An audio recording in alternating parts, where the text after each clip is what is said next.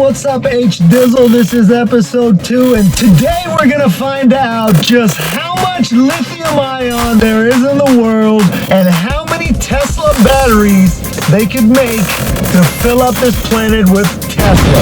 Lithium ion is actually found in brine seawater. Now, you gotta see what this thing looks like, and we're gonna put a picture right there so you can check it out. These places look crazy. It's a mixture of where from salt water from the sea and freshwater lakes kind of meet up. It's a mixture. It's not as salty as salt water. That's mainly where they get these from.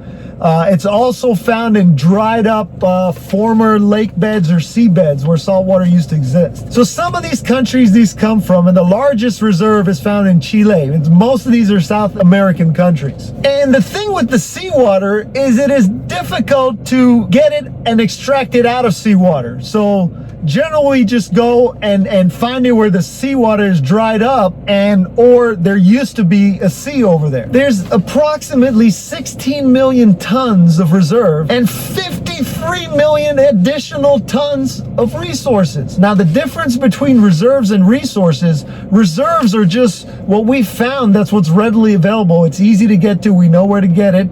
And resources are the total amount available, just like oil. Saudi Arabia, they have a lot of reserves. They just basically stick a straw in the ground and suck up the oil. You go to Texas and they're doing resources almost over there because they're fracking. They have to blow up mountains, crush rocks, and then suck the oil out of that. So let's do some calculations here, okay? One 85 kilowatt Tesla battery. To make one of those, you would need 26 pounds of lithium. If there's 16 million tons readily available, let's divide that.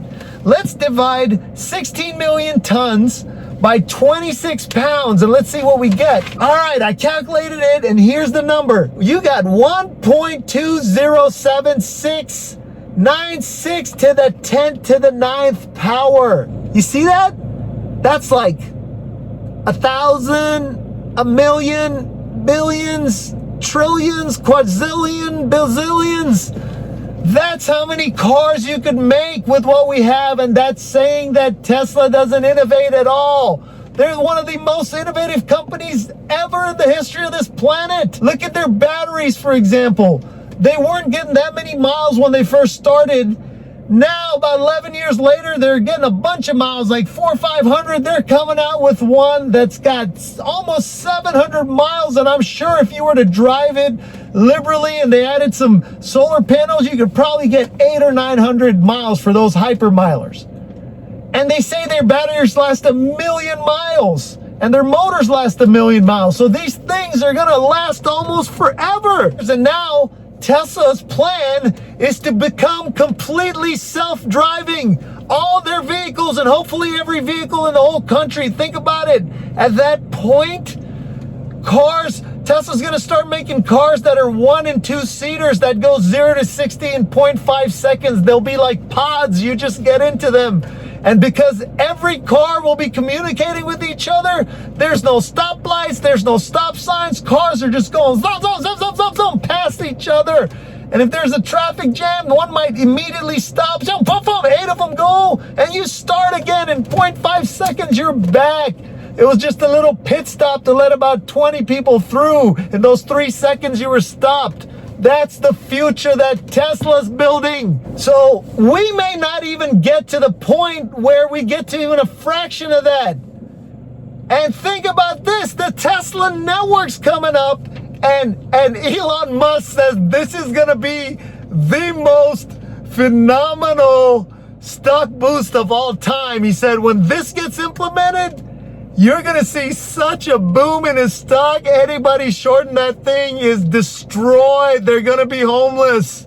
They're gonna be begging on the street, apologizing to Elon Musk, saying, I'm sorry, man, just give me $20, please. So these cars will continue to get lighter as you get into the one-seating human pod that's just launching you through Earth at 950 miles an hour, and you get to work, slow down right at the end, and you were asleep the whole time, or watching a movie. That's the future. But that's what it's gonna get to, and when it gets to that, is there's not going to be car ownership anymore. You need a car, you just pull it up on your phone, and the car zooms up to you, picks you up, drops you off whenever. As it's running out of battery, it knows what the last trip is, how many miles from its house it is, what time it needs to drop them off, and then jet back, and you just plug it in to charge. Or by that time, there's probably going to be little magnetic pods that just drives up and charges itself. Elon, you can use that idea. So I'm predicting 1- and 2-seat vehicles will be the most popular owned vehicles by people. And then everything else, you just rent them. A robo-taxi shows up and you get picked up and leave. You just keep the one pod for when you got to make a quick trip to the grocery store or wherever. People are not going to own cars, so you're going to save a lot every year in maintenance costs, all that kind of stuff. You're just paying that fee for that short trip. It might be an extra like $120 on your monthly card statement. And you got to drive, you had full mobility, you got to drive wherever you wanted. Car would just come pick you up. That's the future Tesla's building. So now let's say we deplete those quadrillions of batteries. By that time, you don't think Elon Musk's gonna be in Mars? The plan is, and Jeff Bezos is the guy that's steamboating this. Elon, y'all need to become friends again. Y'all need to work together on this.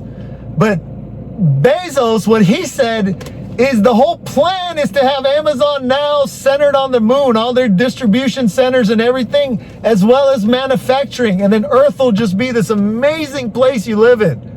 It's like absolutely beautiful. They're going to be shipping stuff back and forth from the moon. So if you order something on Amazon, I hope they got 1-day shipping. Bezos, man, work on those thrusters. We need 1-day shipping from the moon. Like, I love it, dude. If you can do that from the moon, bro, you deserve all those billions. I'm not even going to worry about it. So there we go. I don't think we're going to run out. We're good. Ford, who's a bungling company that can't even figure out how to do an electric car decently. Have you seen that Rivian? It's hideous. It looks like a F-150 wearing a bra. It's horrible. Who would drive that thing? I can't believe these Ford fanboys are saying, oh, did you see the Rivian, the Cybertruck? There's no comparisons. The Cybertruck, Cyber, dude, don't concentrate on the word truck. Cyber is the key word here. This is coming from the future to take all you hillbillies out of your trucks, and y'all are going to be begging under the Christmas tree since children that you want a Cybertruck. So, in the future, there's going to be so many things we're just going to get from other planets because people like Elon Musk and Jeff Bezos are going to figure all these things out. So we got to give those guys some space, man. Well, I don't know what was up with that lawsuit. That guy called him Pedo Boy, and he wanted $190 million for a Twitter insult. Come on, guy. How many people talk crap to each other on Twitter? You're just gonna sue the guy because he's a billionaire. If you're wondering how do we know that these elements are on Mars, a lot of meteorites come rocketing through space and they're constantly burning up through our atmosphere. And when they land, we kind of know what planet they came from based on the direction they flew in and all the kind of geometric calculations that I could never even do. God bless these people. I don't know how they figure that shit out. But when they land, we know, okay, that one's from Mars, and they analyze it, and they're saying there's lithium on Mars. And that's the first planet that Elon Musk's going to. So think about everything they else have. They found aluminum in there. They found copper, zinc, nickel, cobalt, uranium. All these little fragments are embedded in the rock, so they know that it exists up there in larger quantities. So another way we could even expand this even further is we already recycle batteries. Our recycling will continue to get better as they develop better methods of recycling. They're already doing it. They just need to make their processes run better. So with all those kind of things, I just want to say to El Mostrito that, look, I wouldn't worry about it, bro.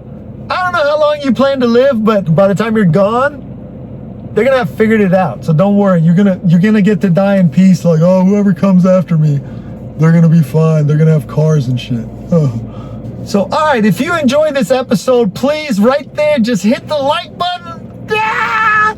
And hit subscribe. Bing! And, if you want to be part of the notification squad, just hit the bell and then And every time a new video is posted, you're gonna get some shit on your phone until like you say, man, I love H Dizzle. Whenever I hear that ding, I want you to attach a special ringtone if you can. Every time one of my new episodes come out, the notification squad's like, they start texting each other like, H Dizzle put out another video. All right, guys, well, I hope you enjoyed this, and long live Elon.